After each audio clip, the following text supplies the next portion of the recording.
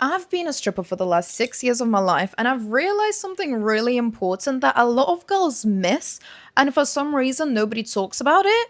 And it's the fact that you need to let the connection breathe. When you're not, it's actually your biggest downfall, not only to yourself, but to the connection too. Let me give you an example. You keep trying to keep the conversation alive, you keep texting him, you keep thinking of random things to say. So you start saying things like, oh my God, I burnt my toast at the beginning of the relationship, which then turns you into the driver of the connection. And that actually kills attraction. And here is the psychological trick behind this. Let me give you some of my strip club examples. When I was a baby stripper, when I was really new and I didn't know any of this, I used to always fill every single silence with something to say, and I would approach them with so much energy and enthusiasm and think that, oh my God, I need to be my best self. I need to be on top behavior to make sure that they want me and that they pay me money. That didn't work. I made so much more money now when I let them drive the conversation for a little bit, when I let silence land, when I don't do anything to push the connection forward, and I see and observe how they react to me, because people value you more when they need to mix their own labor in with having you. It's just a psychological thing. I'm not even telling you to play games and, oh my God, text him less so that you trigger this. No, it's just genuinely how human psychology works. You value something more when you put effort into it. The same goes with your connection. And here is what most people miss, is the fact that when you are the driver of the connection, you stop being the observer. So you stop observing. Is this boy actually good for me? Does he make a good partner?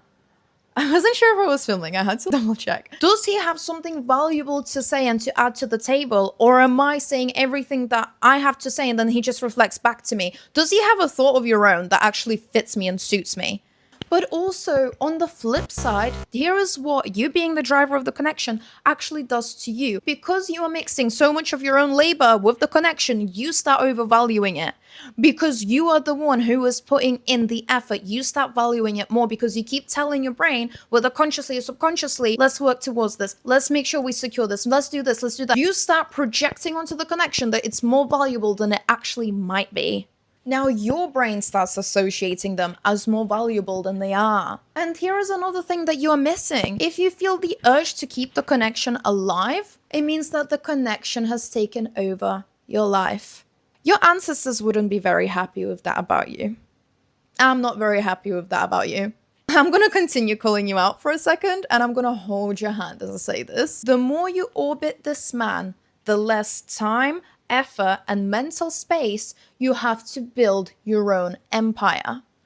And you're actively choosing this path. Because when the romantic connection becomes the epicenter of your world, you subconsciously start behaving in ways that make you smaller. So let's not do that. How about we don't do that?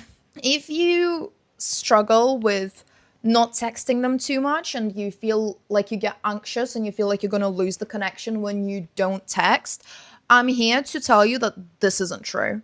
That's not how it works. And if you need more help with not texting them, download my free PDF on read this before you text him. It's in the comments down below in the description. It will help you hold yourself together and come back to building your own empire. I hope you enjoyed this video. Thank you for listening. Like and subscribe and go watch another video of mine.